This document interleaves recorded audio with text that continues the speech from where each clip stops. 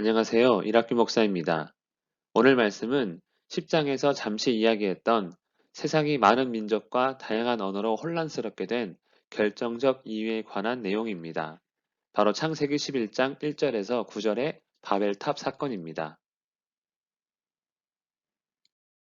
바벨의 뜻은 혼란, 혼잡입니다. 바벨은 바빌로라는 고대 아카드어에서 유래된 것으로 보고 있습니다. 바빌론은 신의 문이란 의미입니다. 즉 사람이 스스로 신과 같이 되고자 바빌론을 만들었지만 하나님께서 신이 되고자 하는 사람의 언어를 혼잡하게 하여 흩으셨습니다. 세상은 이렇게 바벨이 된 것입니다. 노아의 아들들 셈, 함, 야벳을 통해 사람들이 번성할 때 온 땅의 언어는 하나였습니다. 하나였던 언어는 어떤 언어였을까요? 아마 하나님과 아담이 대화했던 말일 것입니다. 갑자기 드는 생각인데 우리가 천국에 가면 어떤 언어로 하나님과 대화를 할지 궁금합니다. 신할 평지, 누구의 땅입니까?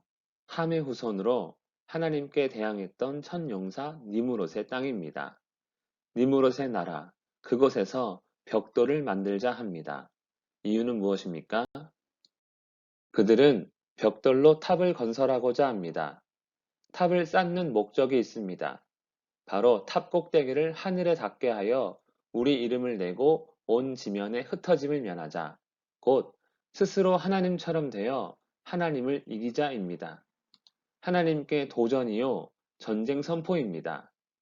현재의 기술로 1000m가 넘는 건물을 짓기도 하지만 하늘에 닿게 탑을 쌓는다는 것은 전혀 말이 되지 않습니다.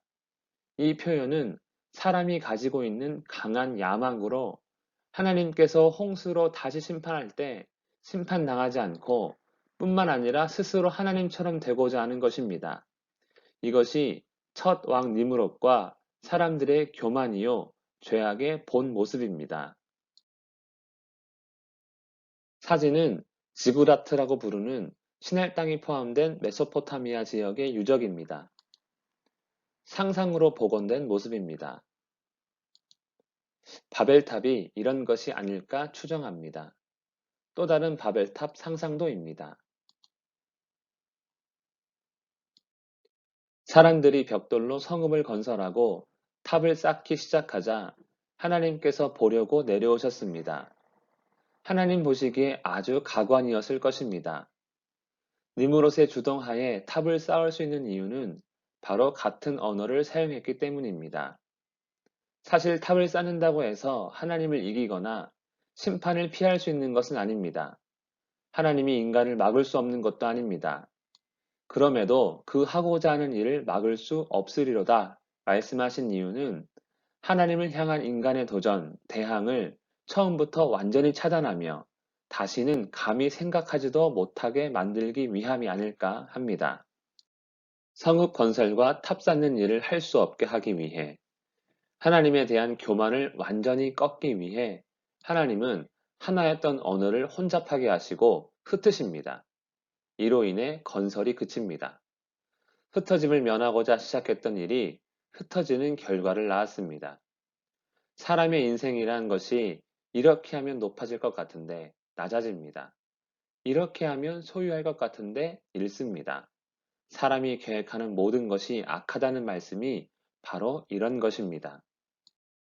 그래서 신할 평지 그곳 이름을 바벨이라 하십니다.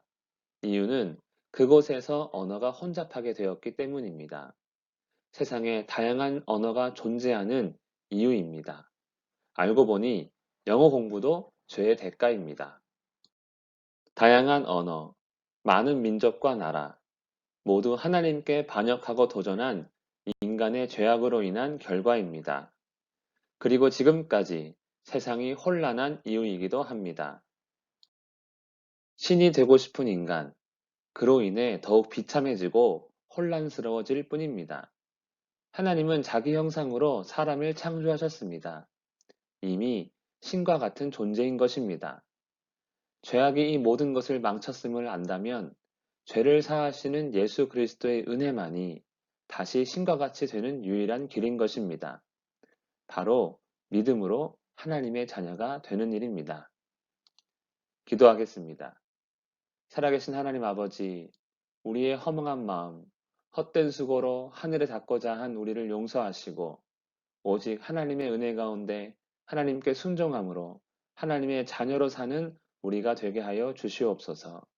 예수님의 이름으로 기도합니다. 아멘.